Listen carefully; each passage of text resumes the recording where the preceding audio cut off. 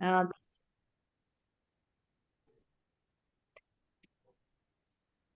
Good evening, everybody. This is May 7th at 7 o'clock. This is our sixth session of our District Learning Assembly. This evening, we will cover Treasurers Training, Club Treasurers Training. First, I would like to introduce our incoming District Training Leader, Kalpana Patel. Kalpana. Good evening, everybody. Welcome and thank you for joining. And for us to give us an overview of the treasurer and answer all the questions you may ever have had, we have with us today incoming District Finance Chair, Larry Weffel. And I'm also happy to everybody knows Barry. I want to thank Barry for all his help in getting this session going and running it. So, Hi, everyone. On to you, Larry. All right. Well, thank you very much. Guess we'll start digging right in. I'll point out the errors that we have in the handout already. I don't know if everybody saw it, but it is posted on the district website. So if you haven't gotten it, there is one there, but there is already a couple of updates, and that was due to our budget getting passed. We weren't sure where we were going to be, so those are the two issues we've got. All right, so the responsibilities of the club treasurer. All right, your job, number one job is keeping the books of account, billing the members, and keeping track of the cash and checks at the weekly meetings, paying bills. Hang on a second, Larry. I have to unmute you because I muted everybody else. Where are you? I got me. Okay, you're good. All right. So what I've done is put on here, we've got the Rotary dues, which are semi-annual dues. Okay, that's from Rotary International. You get billed on, it looks like at least 4 items. You get a half-year dues, that's $39.25. Magazine is $18 a year. The insurance is $11.30 a year. And the Council on Legislation is $1 annually.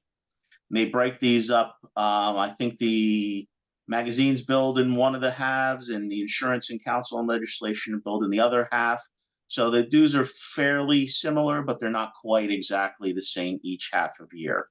So one of the things I want to make you aware of right away, you will get Rotary International dues around the same time. You will get your Rotary District dues. Please realize these are indeed separate. Okay, the district dues are going to be $40 a year, which was passed, I believe, yesterday that Jeannie had that taken care of. And that's $40 annually. And then there's going to be $350 per club for pets. So what's going to happen is that is, like I said, billed annually. It'll be billed probably late June, early July. So again, like I said, there's 2 separate bills. One's going to be Rotary International. One's going to be your district. You need to pay them both. And then also in January, you will get the bill from RI for the second half of the year. So keep an eye out for that as well. All right. One of the things you might want to keep track of is having an effective chart of accounts. What that is basically the categorization of what you're spending money on. It makes it easier for everybody to be able to keep an eye on how you're spending your money. I'll have a small chart of accounts at the end, but it's just something to keep in mind. You'll have to do monthly bank reconciliations to make sure that the bank is indeed in reconciles with your books. And if you have QuickBooks, does anybody use something other than like a QuickBooks or a Microsoft Money or anything like that? No? Okay, great. Because that's a great way. There's an internal bank reconciliation in QuickBooks and Microsoft Money. As long as you're utilizing that, you should not have any trouble. If you do, check with your prior treasurer or give me or the current district treasurer a ring, and we'll be happy to help you through all that. All right. I usually like to produce a balance sheet and an income statement versus budget, because that's part of the keeping track of how you're making out during the course of the year with your budget. If you have, a fixed amount, you go, okay, we have X dollars to spend during the year. We want to make sure that if you keep an income statement versus your budget, you'll see how you're doing and see if you do ahead or behind, and if you have to make any adjustments during the course of the year. All right, annually, we have required government filings. Everybody loves the IRS. You know what? Barry, can I share this, do you think? Is that all right? Yes, you can. Yeah, I'm gonna share this. So at least people know what I'm talking about when I'm looking here, in case they don't have their yeah. All right. Why is this so tiny on my screen? We can see it pretty good. You can? All Yeah. right. I can't see it at all on here, so I'm not sure why. It's a tiny little screen on mine, but okay. So if you look down here at the bottom, it just gives you the required government filings. Now, the required government filings are, if you're a 501c4, and we'll go over that in a moment as well. 501c4, you have to file a 990. If you're a 501c3, you have to file a 990 and a CRI series with the state of New Jersey. So those are two required filings. Again, you should be doing this every year. If you don't file your IRS forms, it's any of the 990s, it's either an IRS 990N, EZ, or 990. You will get your clubs revoked by the IRS. Gina, you have a hand up. Do you have a question? She's muted. I'm sorry. Is this a good time to go back to the first set of yes, that. I just want to point out that magazine, those that the magazine cost, that's not an optional payment. I know that there are a couple of clubs did not pay the magazine. They thought that cost was optional. But if they don't pay, it will actually show up on the delinquent report from RI. None So of the RI dues monies is optional. It's all required, correct? yeah, just want to point that out. It wasn't an optional thing that clubs can elect to pay or not to pay. So just want to point that out. That's we had a couple of clubs with on the delinquency report because they didn't pay the magazine portion. All right. Thank you for bringing that up. I hadn't heard that. All right. Very good. All right. You're in charge of the financial leadership of the club. Budgeting, keeping everything in line, making sure that your financial trends and issues within the club are kept in line, and keeping good reference documents. One of the things I like to do is I actually have 3-part checks, and what I do is one part goes to the invoice, one part goes with the check itself to the person we're paying, as well as the check itself, and that way it kind of gives us a idea of where the check is, and how, gives a check number, it gives what it was accounted to, so it's a good way of keeping track. I would highly suggest it, but I know some clubs still have the little checks and they do it manually. As long as it works for you, it's fine. It's just I find this easier because it makes things easier to find. Also on Rotary's website, there is a treasurer document, so you can go and download that. I haven't checked that to see if that is still an accurate link, so I apologize for that. Now, threw a lot at you. That's kind of the overview, what we gave you already. Does anybody have any questions on the overview? We'll kind of dig into each of those sections, probably a little more in depth as we go along. Okay. All right. First thing is, if you're not already a treasurer, you're gonna have to transition everything over from the prior treasurer. One of the hardest things or mundane things is to transfer the bank accounts over. You have to update the signatories on the account. Banking regulations being what they are nowadays, there are significant things that they want. They usually want a copy of the last minutes saying who the signatories on the bank account are. If you're opening it at a new institution, you're going to need all kinds of information. So if you can, try to utilize the same institution. But they want organizing docs. They want all kinds of different things. So I'm sure some of you may even be bankers that would know better than I all the things that are required. Just make sure you get the prior monthly statement reconciled from the prior treasurer so that you're starting in good shape. Again, another thing you're going to need is probably a board resolution, which I was talking about before, as well as whatever forms that bank needs. I don't see it here. It's probably later on, but I'm going to bring it up anyway. I highly suggest 2 signatures on a check. It is, it's a check check and balance to make sure that nobody can do anything nefarious. It takes 2 people, so don't pre-sign checks. So say, oh, well, I'm not going to be around. Let me just sign a bunch of checks for you. Don't pre-sign checks. Checks should be signed after they've been filled out. If you're sharing online logins, names, passwords, make sure you get that updated information from the prior treasurer so that you can keep that information, still have access to the online statements. All right, we talked about this just before, about balance sheet and income statement and the results versus budget. I don't think I need to go into any more about that.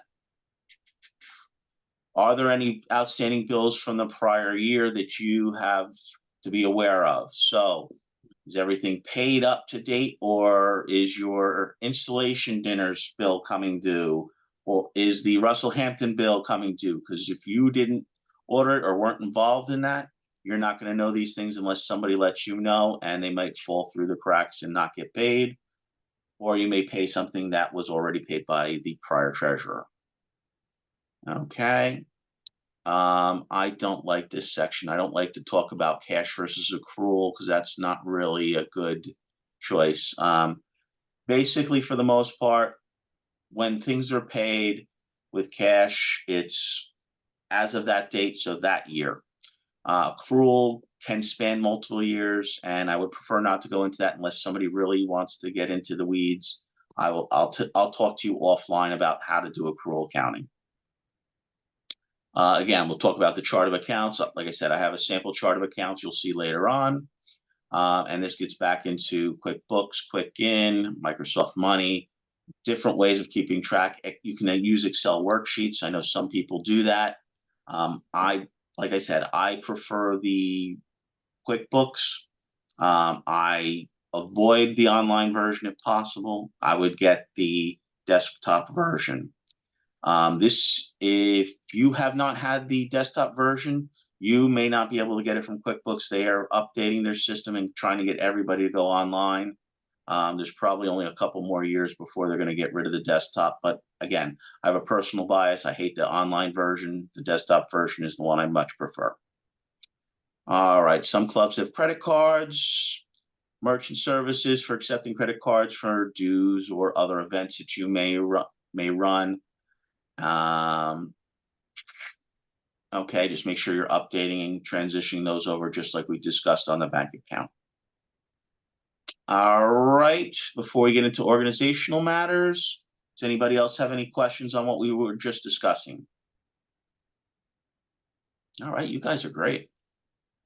Oh, go ahead. Yeah, hi there. Yeah, I just wanted to get a sense of, you said you don't like the online version. I know I've had some discussions. I will be the treasurer coming up in July. Is there a particular reason? Is it more like just ease of use, or is there limited It's ease of functionality? use. Okay. Absolutely ease of use. I think the online version is much more difficult to operate with. I think you have to know it better in order to utilize it. where the desktop version is much easier to use with no experience. Okay. And like I said, I've had people utilizing the desktop version. I can fix the desktop version of errors in no time. The online version takes me probably 3 or 4 times as long to do the same thing. Okay. It's just like I said, and it could have something to do with I don't use it as much, so that's possible. But I just think the desktop version, you can pull up a chart of your bank register and enter things just like you do in your checkbook, and it'll produce everything. And the online version, you have to like do 6 steps to get to the bank account in order to do that. It's a lot heavier, if you will. Okay. All right. Thank you. Yep. Any other questions? Okay. All right. Most of the clubs have articles of incorporation, bylaws, and board of directors. Here we are getting into the 501c4 status with the IRS. That's a civic organization not organized for profit, but operated exclusively for the promotion of social welfare. You are still exempt from income taxes. You are, however, still subject to sales tax. Okay, so I know a lot of Rotary clubs think they are not subject to sales tax. Only if you're a 501c3 organization are you exempt from sales tax. If you are a 501c4, you are not. All right, and you have to get a special form from the state of New Jersey in order to get your sales tax exemption, and they're a lot stingier giving those out, so you need to kind of work with them. There is a form online you can fill out.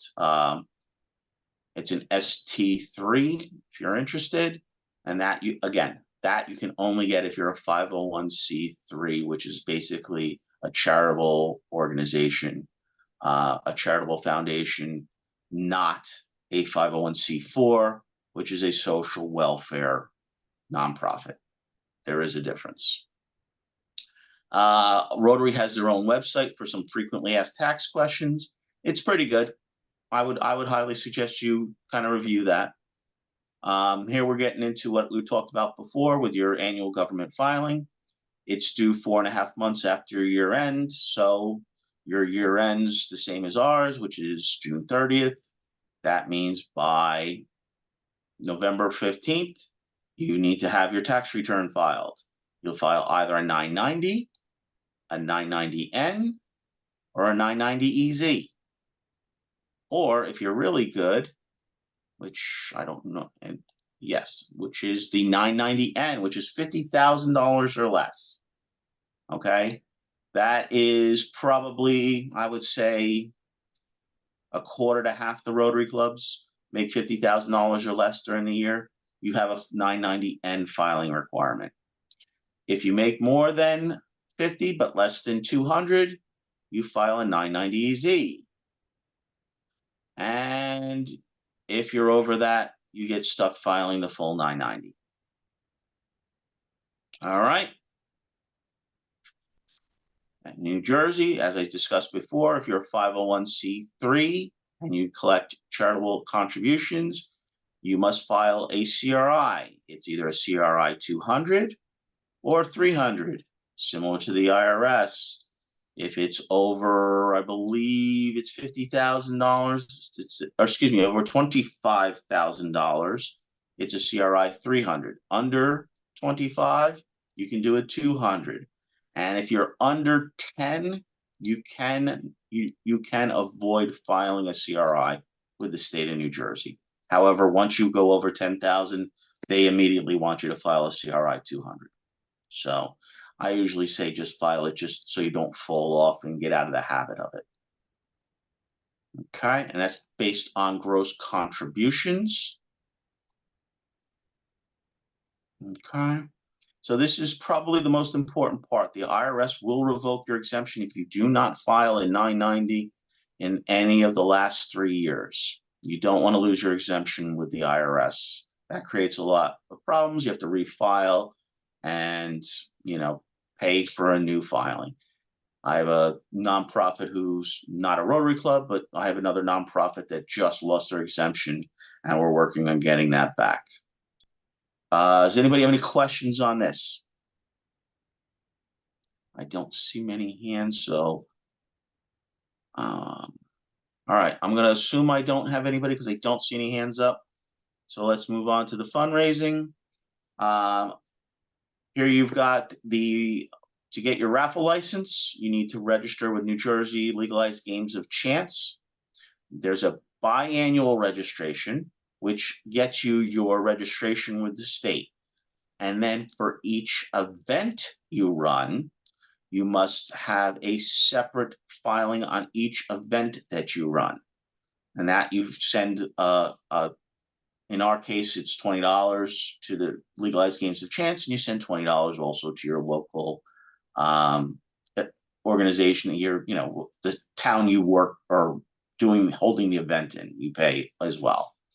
Here we go. It's right here. All right. You need to do that ahead of time because they've got to put it on their docket. It's got to get voted on. And then, so give yourself some time if you're running a raffle so that you can get that done. This is thrown in. If you're doing a weekly club 50-50, use your good judgment. As long as it's only your members, you should be okay. If you're running something outside with a large raffle or something along that lines, you absolutely have to register and get your numbers on it. There's a whole form. I can help you with it if you need it. Just give me a call. I'll be happy to help you with any of this information that we're going over today. As far as the raffle, you'll have to do a W-2G when the prize is $600 or more and 300 times the amount of the wager. That's an and, not an or. Prizes greater than 5,000 are subject to a 28% federal withholding. Portions of the prize exceeding 10,000 are subject to New Jersey tax, 3% withholding on that. Okay, and then also the IRS has a publication describing their portion of it. It's 3079. That's the IRS publication, tax exempt organizations in gaming. All right. Any questions on that section? Well, you guys are great. We'll get through this in no time. All right, here we are. We're back to the discussion on banking, okay? 2 signatures on the check. You can do it for, say, okay, well, it's a difficult thing to get 2 people together to sign. You could do it, okay, anything over $500. I like everything, but we're working in the real world here, so any amounts over 500 is also an okay suggestion. Again, make sure you do your monthly bank reconciliations, back up your financial records. You can do it on flash drives. For those of you that have a flash drive, you can throw it on a flash drive. For those of you that have online backups, you can utilize that. Whatever works for you. It's just a good way to have just in case something happens and your system either gets lost, stolen, broken, crashes, you'll have it. And I'm sure Barry can tell you technology is great, but when you lose it, you're really behind the 8 ball. Let's see. Make sure you have a monthly report for your leadership team so that they can review the financials, make sure everything's okay. One of the other things I like to do is I like to have the bank statement go to the president so they can actually look at it before you get it and do the reconciliation. That way they can look it over, make sure that there's no shenanigans going on, things are going through incorrectly or anything along that line. So I like to have the club presidents. I know my fire department president also, because I'm also lucky to me, I'm also the treasurer of the fire department. So he looks at the the bank statements, reviews them, make sure that all the checks have 2 signatures on them, that there's nothing going through that he didn't authorize or allow. So that way we know that things are being done properly. Documentation on signed contracts. Again, we are the gatekeepers of pretty much everything financial. So if somebody's signing for a major event or that, you need to know it because you have to pay for it. So make sure that the money's available, that they're not doing anything silly. Make sure that there's out contracts in case of another plague. Just kind of use your best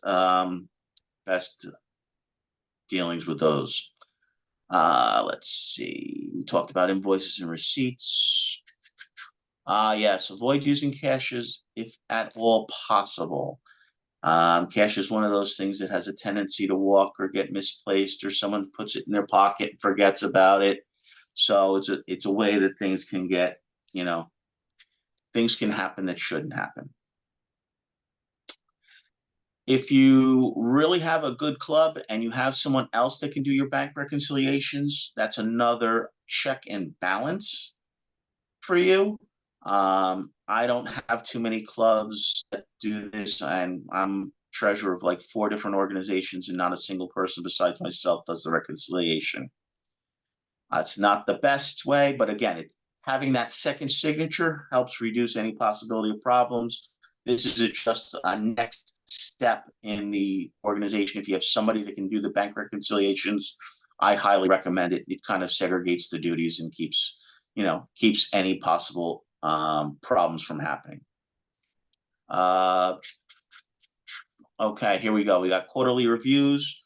If you have like a audit committee, I don't like that word, but that's what everybody uses. If you have an audit committee, you can have them look over your invoices and checks and everything on a quarterly basis, semi-annual basis, or annual basis.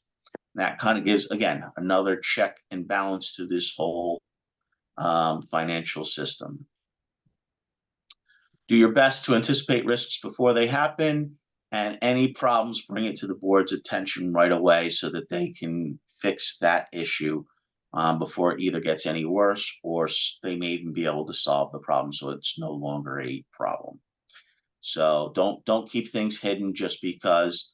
I had a couple of checks that somehow got imaged. So we had like a $25,000 check go through that wasn't ours. Luckily, the bank made good on it, got the money back, so there was no problem. But this is, again, one of the reasons you want to do your reconciliations, but you also want to make sure the board knows about it, because I had to close that account. We had to open a new account. So I had to get everybody back together in order to open the new account. So again, make sure you let people know so that keep everybody in the loop so everybody knows what's going on. Any questions on that last section? Go ahead, Jeannie. Unmute, Jeannie. Larry, you mentioned ma'am. earlier in the previous section, a little bit up, you talked about signing contracts. One of the things that we talked about last night was that before, when we had the discussion regarding risk management, is that before you sign any contract for the club, it's recommended that it's always a good practice to have a lawyer review the contract before anyone in the club signs the contract. It is the best way to do it. Hopefully everybody has a lawyer in their club. We're not so lucky, but just something that definitely is worth it. Again, sometimes event contracts aren't as bad, but again, you can't go wrong having an attorney look at it. We have an attorney on our finance committee. She does a fabulous job looking at our contracts for the district.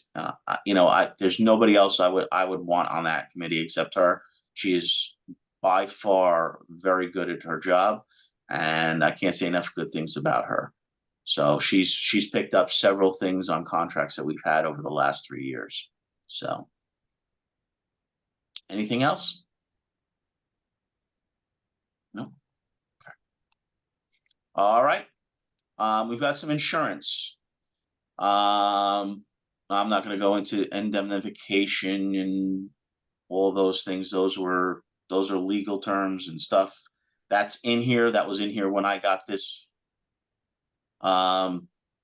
this document, and I'm just going to leave it there and you can kind of review it. Go ahead, Jeannie.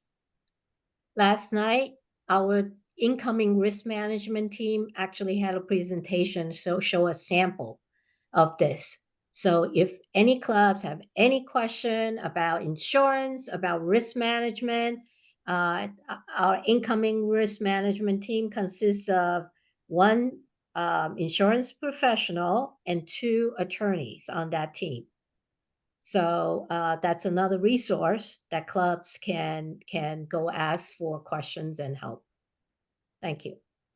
Absolutely. All right, so you got directors and officers and general liability coverage. And I know there is some coverage that Rotary has, and that's available at where you can sign on through the Rotary, or excuse me, through the Hylant website, rotary.hylant.com. That's this one here. Okay. And it'll let you print out insurance certificates. I believe it has also information on there on the different types of insurance coverage that it has. So this is a great resource for you. So I highly recommend you do that. Once you sign in or log in, the username is rotary@hylant.com. The password is rotary1905. And that's current because I just did this the other day. So I know that's still a good address and password. All right. Larry, okay. Larry, is it typical for the treasurer to worry about insurance and insurance certificates and all that, or is that someone else's job? From what Jeannie just told me, I believe it does fall under the treasurer. So yes, the treasurer does a lot. And usually your treasurer is also somebody that's probably been there more than 1 year. So they've got a little more handle on things. So you'll have somebody that's going to do that. Secretaries, if you have good secretaries, they'll know this as well. Because I know this information all goes out to all the officers every year. But every time something happens, they turn to me. So I'm assuming that most treasurers, and like I said, Jeannie did mention that is indeed a treasurer responsibility. So, and again, on this website, it also has frequently asked questions, loss control guidelines, and as I mentioned, you can get a certificate of insurance from it. Okay. Understanding your club business model. These are some of the things that we have on our chart of accounts here. We've got our street fair as one line item. We've got our Willing Hearts consignment shop on another line item. Our weekly 50/50, our happy sad dollars, our donations. Those are the kind of things that we've got. And then we also have corresponding expenses, payments out, 50/50 payments. Any charitable distributions we make, like we just made one to our local fire department, they got a distribution, so that would go under that. Scholarships, which I'm sure everybody's coming upon now, giving out the scholarships, and also any costs of fundraising. If you run a golf outing, run a street fair or something along that lines, you've got those fundraising costs and separate those out as well. And then you have operating items, which are basically your member dues, member meals. In our case, we run a Super Bowl raffle with our club members just so that we can help supplement our operating budget.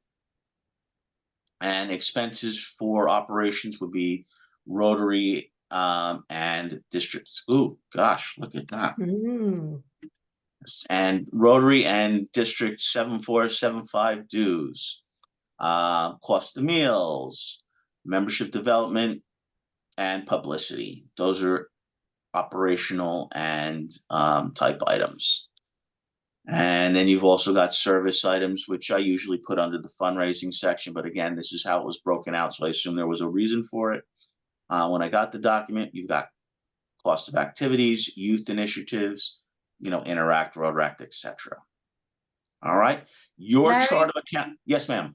Larry, would you just back indent Rotaract, because Rotaract is not a youth activity. Rotaract now it's considered part of the district. So for the district, we have Rotary clubs and we have Rotaract clubs. Okay. So that's a separate category. So then we can. That's actually a club. Yeah. Okay. All right. You would add to that RILA and Youth Exchange.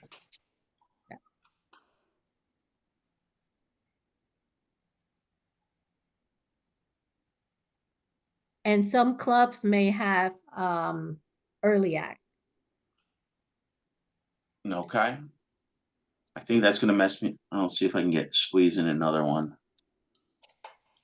That's Yeah, not we gonna should check that, Jeannie. I don't think Early Act is considered an official Rotary program because of the age of the students. That is correct, but some clubs do have that. We're talking about expense, right? So some clubs do have that kind of expense, even though that they're not kind of officially recognized as the program. Right. Yeah, exactly. None of these is specific to any club, because each club's going to have their own type of expenses. You may just have, the youth soccer league that you run or something along that lines. That can certainly go under youth initiatives as well. It doesn't have to be necessarily a specific Rotary item. It is just something that's within your club. So whatever those are, you can use that. Again, everybody's going to have their own chart of accounts. You probably have a chart of accounts already that your club is using. If it works for you, fantastic. But also, don't be afraid to change it. If things don't continue to work for you, feel free to change it. There's nothing hard and fast that says you have to follow the chart of accounts from last year just because they had it last year. So don't be afraid to make adjustments. So that's which gets down to here.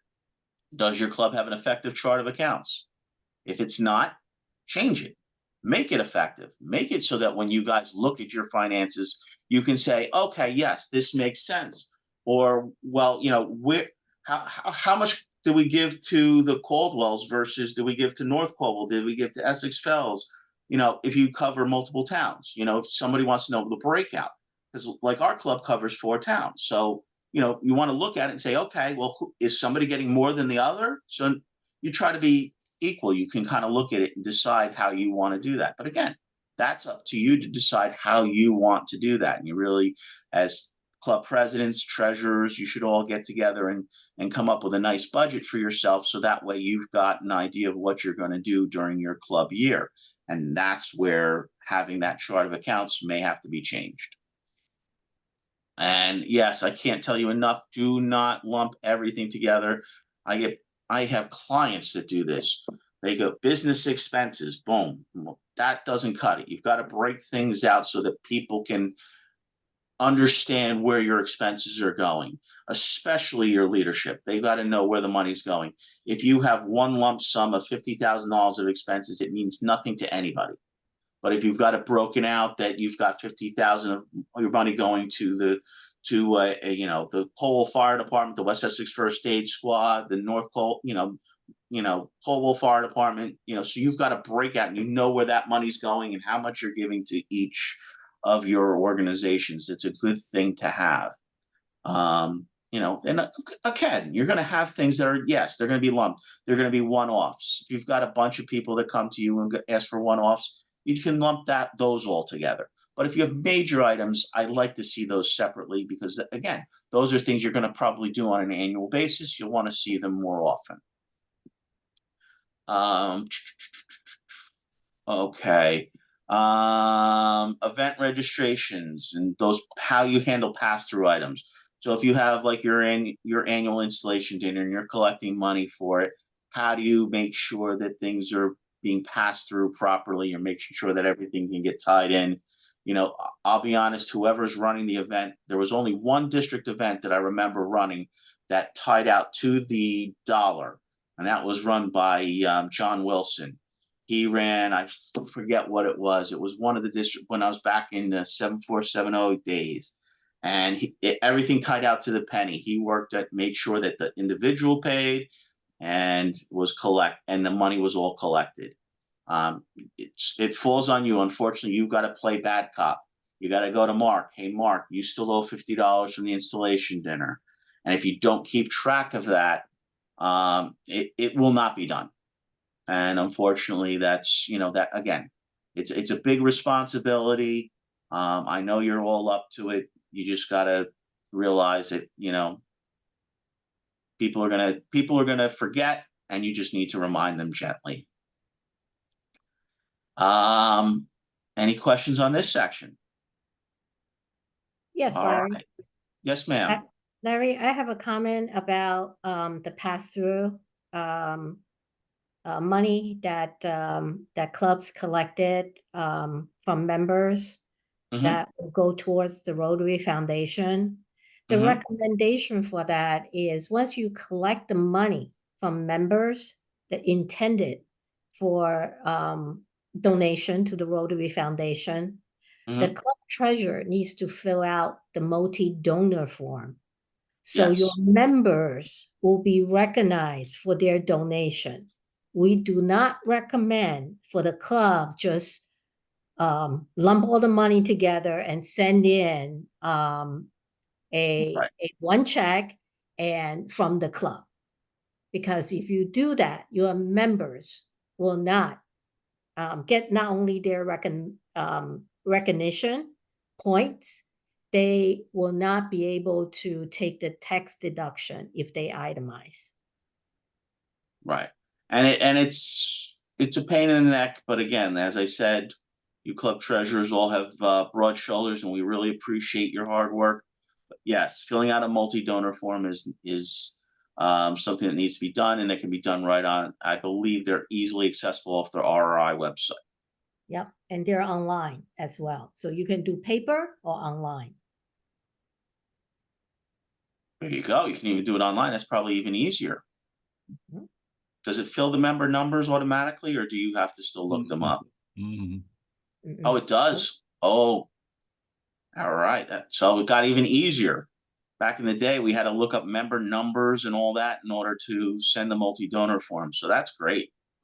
That's even better. All right. How about questions in general? A lot Question. here. Yeah, go ahead. For raffles, do you need a separate account to put the money in relative to a raffle? State of New Jersey requires a separate account for all raffles.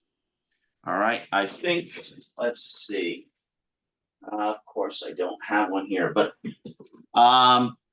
there are, I believe, a pink sheet that goes with the form you get from biennial registration, and your registration is not even accepted by them until you send that pink form back with the bank account information so that they know that you have a separate account tracking those income items and expense items. Great. Another question, do you have an opinion or a feeling about clubs using credit cards, having a credit card in the club name? I myself am not a fan of it because you're circumventing that two-person signatory rule with checks and whatnot. So I personally am against it, but I understand in today's day and age, half the time when you need to order something, you need a credit card. And if your treasurer, and I'm sure the treasurers I'm referring to, of course, are the ones that aren't taking this course, don't necessarily cut the checks quickly enough. So people are hesitant to charge on their own accounts. So I just myself, I'm not a big fan of it. Thank you.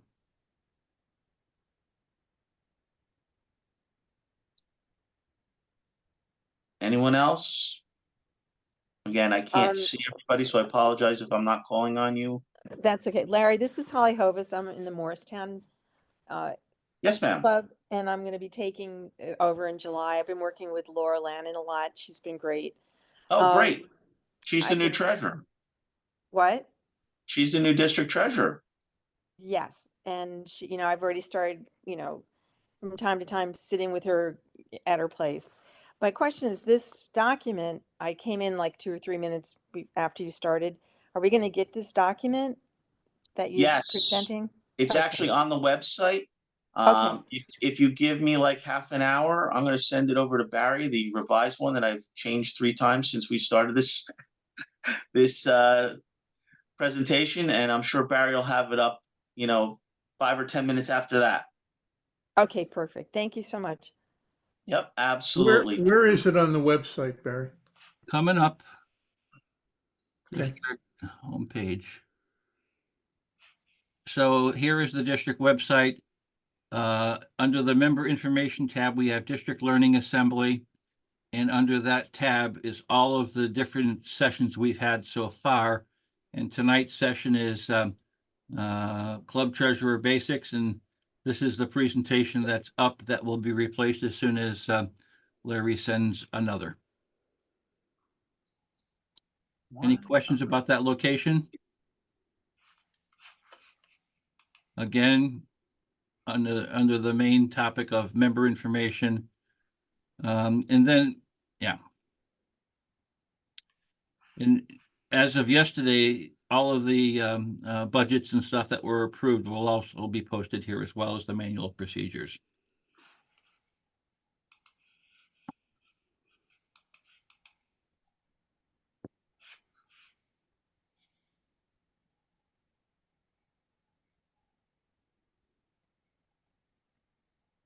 All right. And again, my contact information's on the first page. So if there's something you don't have or I didn't address or that comes up during the course of the year, please feel free to give me a call. I'm happy to help. If your club's lost your exemption, please call me. I'm happy to help. Whatever you need, I'm here for you. And once Laura takes over, I'm sure she'll be happy to help you with whatever you need as well.